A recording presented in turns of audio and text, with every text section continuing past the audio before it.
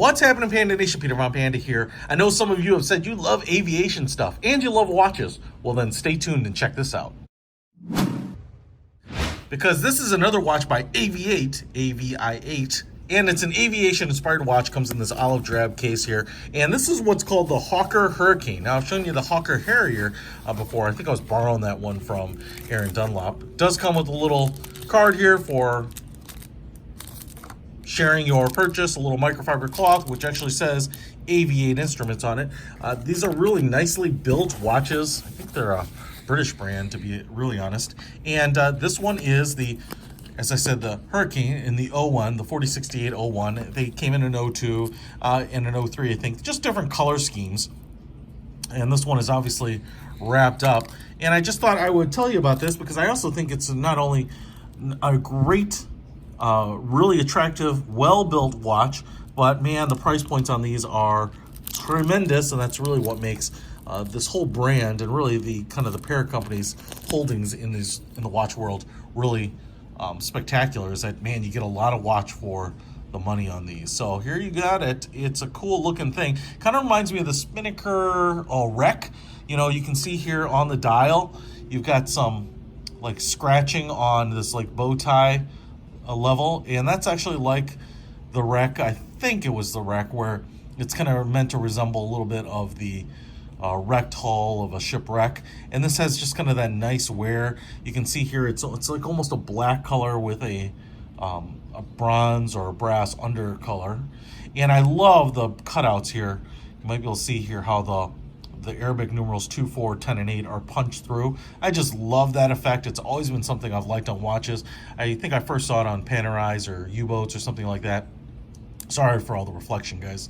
I'm just trying to move it around. And then it looks like there's a disc of loom under there. Even these little pips right here, I think, are all loomed up. What you have are aviation gauge-inspired sword-style hands. We have also an aviation-inspired really slender second hand with a red tip at the end. And of course, as you might be able to see here, we have the roundel, which is also applied. It's just a really cool dial where we've got lots of different levels to it, kind of this texture dial at the lowest level, Hawker Hurricane down there. And then obviously what you can see here are these two subdials look like aviation gauges, like airplane gauges, like bolted on. So it's got that very aviator airplane look to it, which obviously if you're looking at an AVI-8 watch, that's probably something you're looking for, AVI-8 right there.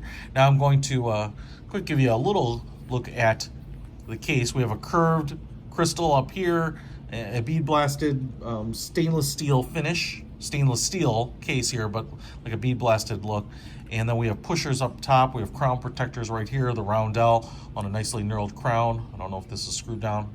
Oh, nope, just pulls out. So I'm gonna move the hands around here a little bit just to get them out of the way. See how big those sword style hands are. Those are really easy to read.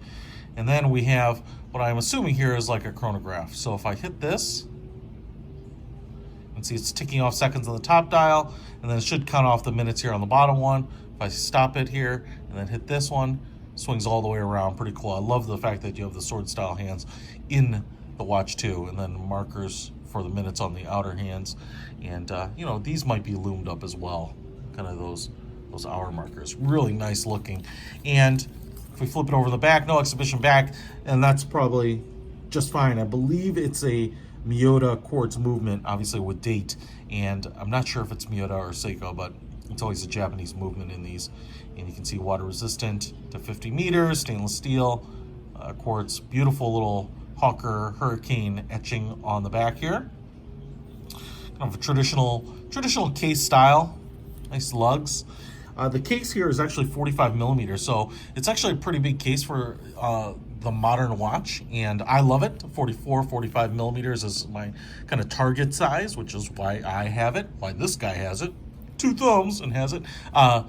Beautiful. I love this like almost full grain kind of vegetable tanned natural leather. It just has a really nice vintage look. We have some tan stitching right there. Just that I really, really dig. It just has like a little bit of a casual, rugged look, and it's a really thick band, but they do a really nice job to keep them soft and supple and broken in. You can see here we have a stainless steel buckle, which is also in that brushed finish to match the watch. I think this is really, really nice. If I go ahead and throw it on my wrist here, and I wear watches that are pretty large as well as pretty loose, and so man, that looks great. I love this. Boom! That's like a perfect watch size for me. I'm not exactly sure what the thickness is. I call it like 12 or 13 millimeters is my guess, but that is awesome. I just dig that, man. It's got so much presence.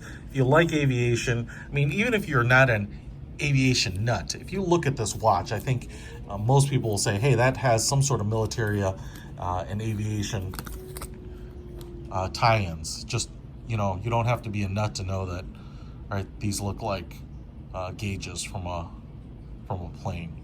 Awesome, awesome, awesome. Hey, listen, like I said, they come in a couple of color variations, and the best part about this is it's just nicely crafted, super durable. Every AVI-8 watch and every other watch that I've had, Ballast, Spinnaker, all those brands have just been really nicely constructed watches, so you're going to get a solid watch, not some chintzy, flimsy piece of junk. Really a watch that's going to last for a long time. And the best part about this is, especially with the Quartz movement, it helps bring the price down. But I found this all over the internet for like $230. So I just think an awesome deal for a watch of this caliber. Check it out. I'll put a link to it in the description. Peter from Panda, out.